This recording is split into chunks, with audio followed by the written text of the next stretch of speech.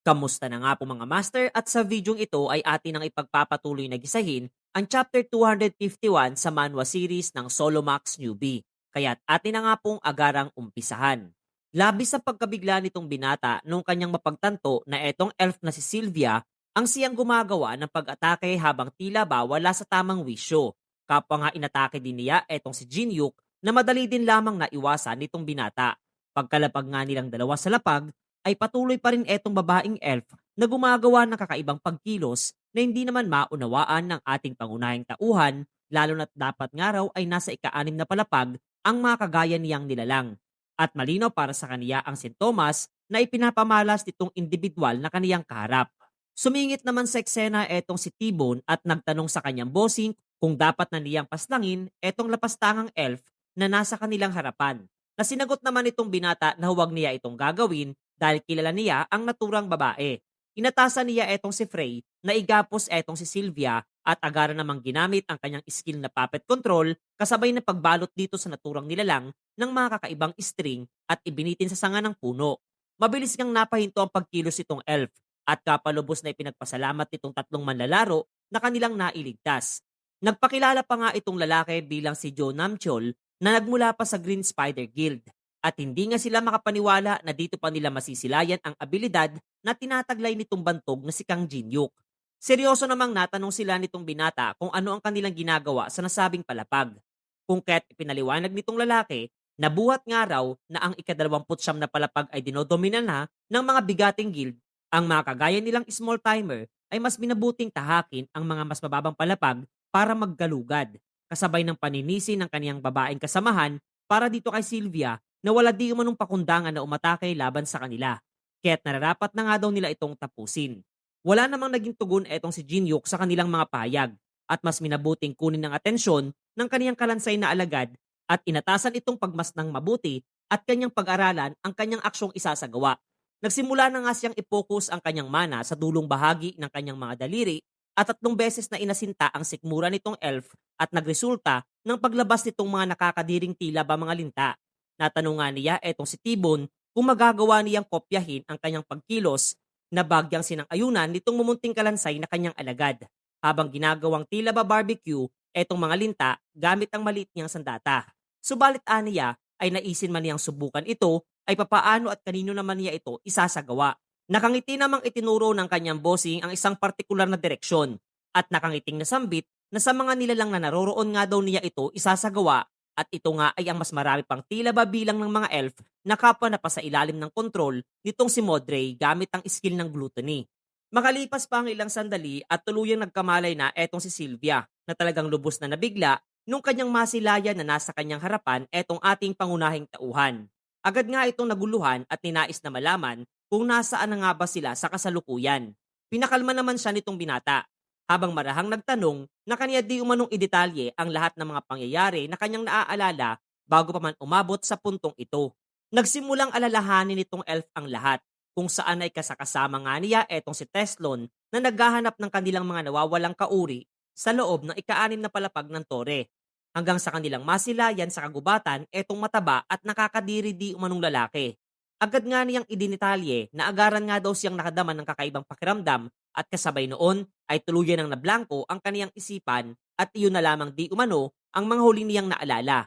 Buhat naman sa deskripsyon nitong babaeng elf ay agarang napagtanto nitong si Jinyuk na malamang ay iyon ang lalaking nagngangalang Modray na siyang kasalukuyang tumatayong leader ng Demonic Association. Ayon pa nga sa binata na malamang ay matapos noon ay naging kagaya nga siya nitong iba pa niyang mga kasamahan na kasalukuyang wala pa rin sa kanilang katinuan habang nakagapos sa mga kakaibang strings na nalika gamit ang skin nitong homunculus na si Prey. Nirequest naman itong si Tibon sa aniya ay weirdong manika na ayusin ang pagkakagapos sa elf dahil kanya di umanong sisimula na ang dissection kagaya ng isinagawa ng kanilang bossing.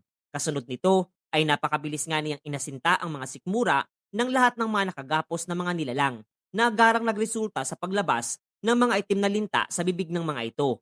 Nilinaw naman itong si Jinyuk na ayos lamang ang lahat sapagkat ang pagkilos na isinasagawa ng kanyang mga kasamahan ay upang mailigtas ang mga kalahik nitong si Sylvia. Nandidiri nga ito at literal na hindi makapaniwalang nilagyan sila ng mga naturang parasitiko sa kanilang mga katawan upang magawang kontrolin ang kanilang mga isipan. Kapwa sa mga oras na iyon, ay napagpasyahan na rin nitong grupo ni na Jonam Chol na lisanin na lamang ang naturang palapag sapagkat lubha itong mapanganib para sa mga kagaya nila at muli ay pinahayag ang kanilang pasasalamat para sa pagligtas ng kanilang buhay nitong ating pangunahing tauhan. Subalit hindi naman sila hinayaang makalayo pa nitong si Jinyuk at natanong kung bakit ganoon na lamang ang kanilang reaksyon at nagmamadaling umalis sa kanilang kinaroroonan. Kasabay ng paglalahad, naitigil ng araw ng mga ito ang kanilang walang kwentang pagpapanggap. Kaniyang araw na po na ang bagyang amoy ng mandrake juice mula sa bibig nitong si Jonam Chol na siyang nagpapatunay kung sino talaga siya. Lalo na't kung iinumin nga daw ng sino man ang nasabing juice, ay hindi siya aatakihin ng mga naturang parasitiko. Kaya tuwag na nga raw magmaangan pa itong tatlo dahil magmula pa nung umpisa ay alam na niyang hindi sila nagsasabi ng katotohanan kasabay ng pagtawag sa kanila bilang mga natitirang miyembro ng Demonic Association. Pagkasaad nga ni Jinyuk ng naturang pahayag ay masisilayan nating agarang kumilos na etong tatlo upang atakihin siya. Subalit bago pa man sila makalapit sa binata ay agarang binalot na sila nitong mga string na nilika nitong si Prey na kapaminaliit ang kanilang mga angking kakayahan. Habang nakabaliktad sa ere, etong sina Jonam Chol at inilabas naman nitong si Jinyuk ang kanyang baril na sandata na tila ba isang demonyo na nagbanta na kinakailangan niyang ilahad ang lahat ng kanyang mga nalalaman kung ayaw nga raw nitong lalaki na mawala ang kanyang alagang ibon, pati na rin ang mga itlog nito. Samantalang sa ibang bahagi nga ng nasabing palapag ay masisilayan natin ang naturang simbahan, habang do'y masisilayan etong iba pang mga elf na kasalukuyang nasa ilalim ng kapangyarihan ni Modrey. At ang lahat ng mga ito ay pinagmamasdan at pinupuri nitong isa sa 7 deadly sins na si gluttony, na literal nga daw na naaakma bilang mga puppet na tauhan etong mga nasabing nilalang. Natanong nga rin niya etong si Remya tungkol sa kasalukuyang progreso hinggil sa pinto na kanilang gagamitin upang kumonekta sa mundo ng mga demonyo. Ipinahayag naman itong babae na kasalukuyang inihahanda na nila ang lahat ng mga kinakailangan.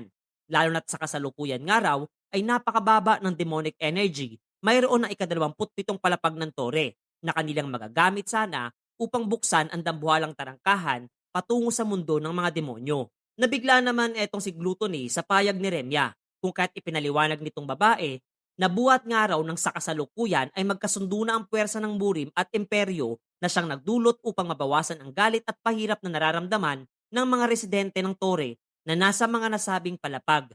At kung magpapatuloy ito ay malamang naaabutin pa sila ng 10 taon bago tuluyang makalikom ng sapat na enerhiya na kanilang magagamit para sa pagbubukas ng pinto ng kanilang mundo.